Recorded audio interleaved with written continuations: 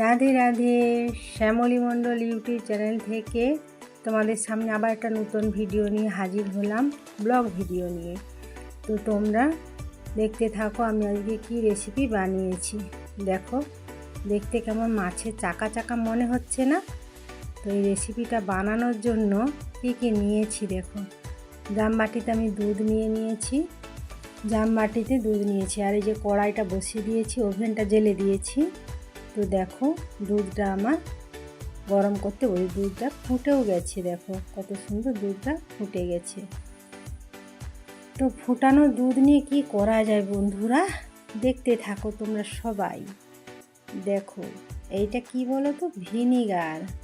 তাহলে দুধটাকে আমি ভিনিগারটা দিয়ে ঢেলে দিলাম দুধের সাথে, যে দুধটা আমার ছানা কাটানো হয়ে গেল।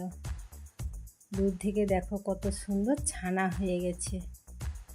তো এই ছানা দিয়ে কি রেসিপি বানানো যায় দেখো বন্ধুরা। তো এই ছানাটাকে আমি এবারে ঢেলে নেব। এটার মধ্যে একটা পরিষ্কার কাপড় দিয়ে তার উপরে আমি ছানাটাকে ছেঁকে দিলাম। ছানার জলটা বেরিয়ে গেল। এই দেখো, দিয়ে ছানাটাকে আমি ঢেলে নিয়েছি থালায় করে। কতটা ছানা হয়েছে দেখো বন্ধুরা, 1 কেজি দুধে কতটা ছানা হয়েছে দেখো। তো ছানাগুলোকে আমি হাতে করে এবারে একদম মিহি মিহি করে পেস্ট করে নেব।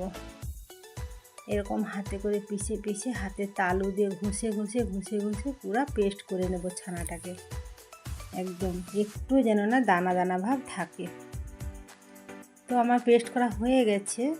এটার সাথে আমি অল্প পরিমাণ ময়দা দেব, রুল ময়দা একটু অল্প পরিমাণ দিয়ে দিলাম।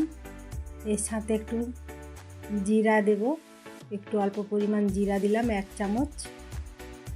তারপরে একটু গরম মশলা গুঁড়ো, আমার বাড়িতে কড়াই থাকে, গরম মশলা গুঁড়ো একটু দিয়ে দিলাম। তারপরে সব একসাথে মিক্সড করে আবার হাতের তালুতে করে ঘষতে থাকবো।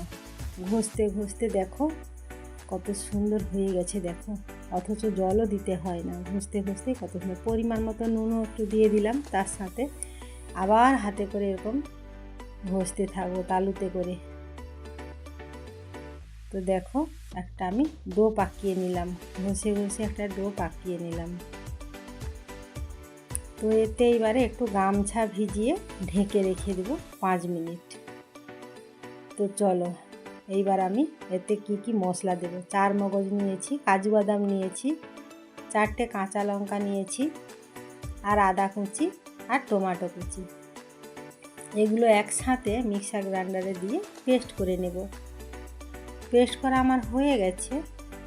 তো দেখো, এইবার 5 মিনিট পরে ঘুরে এলাম। ছানাটাকে আবার আমি ভালো করে মেখে নেব। তো খুব নতুন একটা রেসিপি দেখো বন্ধুরা, দেখলেই জিভে জল আসবে আর খেতেও মন যাবে, বারবার করতে মন যাবে রেসিপিটা। অসাধারণ রেসিপি একটা, আমার গোপাল সোনার জন্য বানানো হচ্ছে। দেখো, আমি হাতে করে গোল করে এগুলোকে আবার করে নিলাম। এবারে আস্তে আস্তে আমি মাছের চাকার মতো সাইজে করে নেব এইভাবে সবগুলোকে।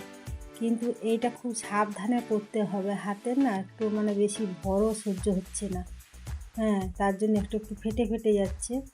তো ঠিকঠাক মতো হয়ে যাবে বন্ধুরা, চিন্তা নেই।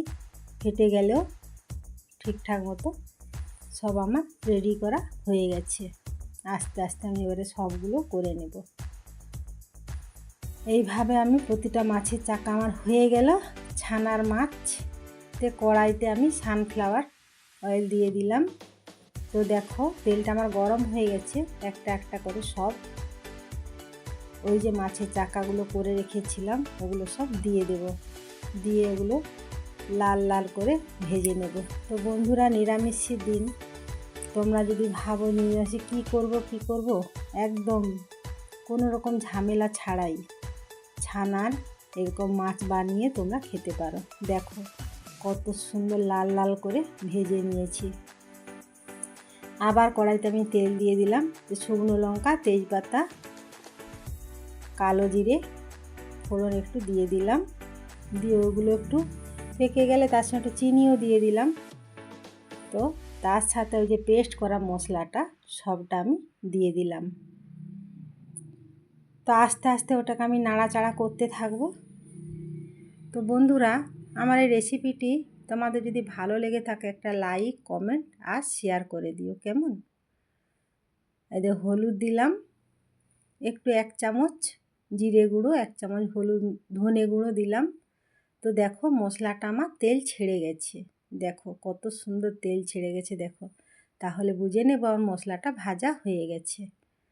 তো এইভাবে আমি মশলাটাকে ভালো করে কষিয়ে নিয়ে জল দিয়ে নেব, হালকা পরিমাণে একটু জল দিলাম, পরিমাণ মতো জল দিতে হবে। তো ঝোলটা আমার ফুটে গেছে। এতক্ষণ আমার সাথে পাশে থেকে ভিডিওটা দেখার জন্য তোমাদেরকে অনেক অনেক ধন্যবাদ। আর আমার সব বন্ধুদের বলবো একটু ভিডিওটা ফুল ওয়াচ করে দেখো, কেমন? তো এই ঝোলে আমি সব ছানার মাছগুলোকে দিয়ে দিলাম। তারপরে কসৌরি মেথি একটু গুঁড়ো করে হাতে করে এই ঝোলটার উপরে দিয়ে দিলাম। একটু গরম মশলাও দিয়ে দিলাম। দেখো অপূর্ব টেস্ট, মানে আমার গোপাল সোনা তৃপ্তি ভরে আজ খেয়েছে, অপূর্ব টেস্ট। মানে আমরা তো খেয়েছি, তারপরে তো এটা আমি ভয়েস দিয়েছি, তাই না? সত্যি খুব সুন্দর টেস্ট হয়েছে। তো আমার ছানার মাছ রেডি। একটু কড়াই তেল গরম করে ওর উপরে আবার একটু ছড়িয়ে দিলাম সরষের তেল গরম করে। তো ভালো থেকো, সুস্থ থেকো।